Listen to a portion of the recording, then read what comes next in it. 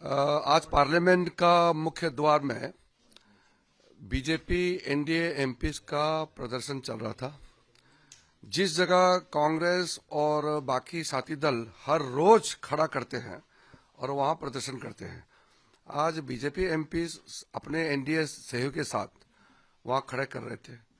तो राहुल गांधी और उनके एमपीज जबरदस्ती घुस करके अपना शारीरिक प्रदर्शन जो किया है, ये बहुत गलत हो गया है।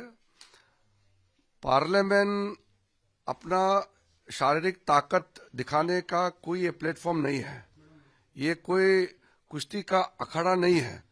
राहुल गांधी ने भारतीय जनता पार्टी के दो एमपीज प्रताप सिंह सारंगी जी और मुकेश राजपूत जी को बहुत बुरी तरह घायल कराया। जोर से धक्का दे करके खून निकलने तक, सर पे चोट आने तक राहुल गांधी जी ने जो फिजिकल असोल्ट किया है, धक्का मुक्की जो किया है, मैं सबसे पहले उसको खंडन करना चाहता हूं। दूसरी बात, पार्लियामेंट के परिसर में एमपीज अपना अपना विचार लेकर के प्रदर्शन करते आए हैं और कांग्रेस पार्टी और उनके गठबंधन लोग हर रोज करते हैं। आज इस सत्र का पहली बार एनडीए के एमपीज ने प्रदर्शन इसलिए किया क्योंकि कांग्रेस पार्टी ने बाबा साहब भीमराव अंबेडकर को आजादी के समय से लेकर के अभी तक जो अपमानित करने का सिलसिला जारी रखा और फिर झूठ बोल करके पार्लियामेंट और पार्लियामेंट के बाहर अमित शाह जी का पूरा भाषण का छोटा सा 10-12 सेकंड क्लिप दिखा करके जो भ्रमित करने का कोशिश किया, उसका खिलाफ एनडीए एमपीज का प्रदर्शन चल रहा था। तो अपना अपना बात रखने का अधिकार होता है। कौन सा कानून राहुल गांधी को वो ताकत दिया है कि वो आकर के दूसरे एमपी को धक्के मार करके चोट पहुंचाने का?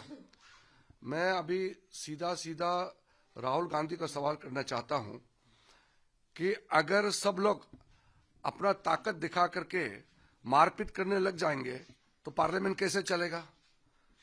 वो नेता प्रतिपक्ष है, क्या कोई ऐसा धक्का बॉक्सिंग मार करके एमपीज के साथ व्यवहार करेंगे?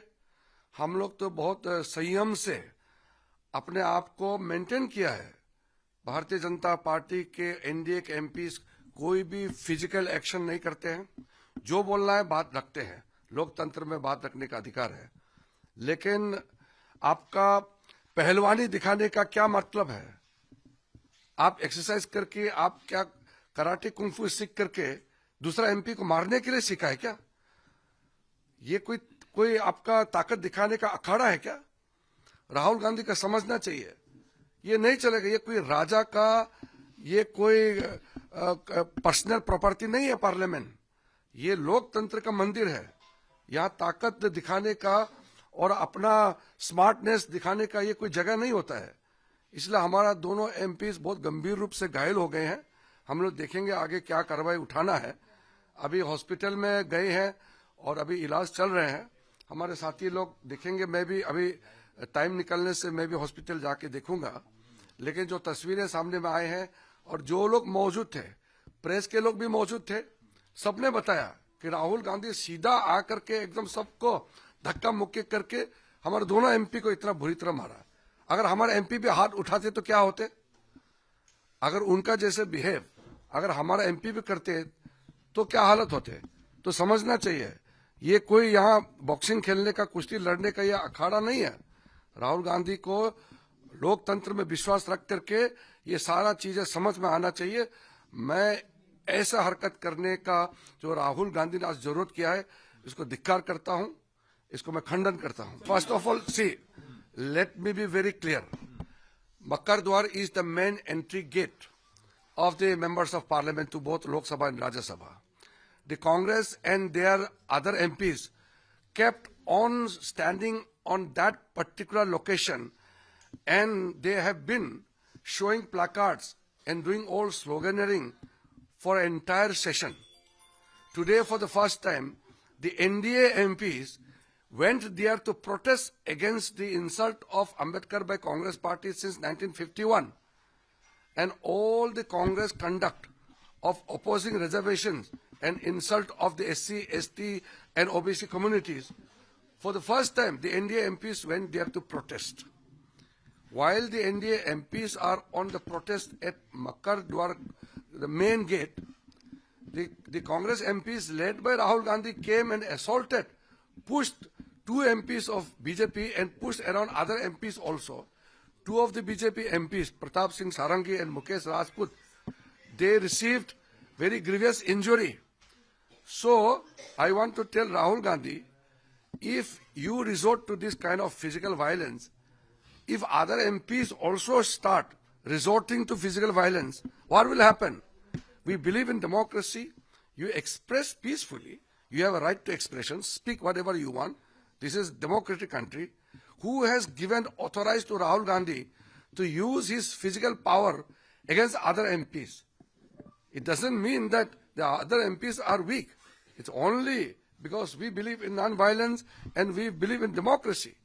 The Rahul Gandhi's physical attack against the MPs, it's a condemnable, it is a gross misuse of his anger, his frustration, and the way Rahul Gandhi has treated the parliament and the parliament process, that shows that Rahul Gandhi doesn't believe in democracy. I want to tell Rahul Gandhi, we will see what appropriate action we can take, but he must tender apology to the nation that he has used his physical strength against other MPs. We are not retaliating physically only because we believe in democracy. We are not using our physical strength against other MPs because that is not what we believe in. We believe in non-violence. So Rahul Gandhi must understand and tender apology to the nation and to the MPs which he has caused grievous injury. ऐसा नहीं, आपको फिर मैं बता रहा हूँ, हर दिन वही उसी गेट में राहुल गांधी और उसके एमपी उसी गेट में खड़ा रहते हैं, दूसरा को आने जाने से रोकते हैं हर दिन. आज पहले बार एनडीए के सांसदों ने वही गेट में प्रोटेस्ट किया मकर द्वार पे. तो राहुल गांधी को हमारे सांसदों के बीच में घुस करके वहां धक्का मुक्की करने का क्या जरूरत है? चोट पहुंचाया. अगर हम भी करते तो क्या हाल होता? हमारा इतना संख्या है, अगर हम भी राहुल गांधी जैसे हाथ चलाते तो क्या परिस्थिति होता? आप समझ लीजिए. हम ऐसा नहीं कर सकते. Appropriate action will be taken. First we will see the level of injury because there was a report that the injury is quite serious and there was some oozing of bloods and the medical treatment is now undergoing. We will see the condition now. वो प्रताप सिंह सारंगी और मुकेश राजपूत.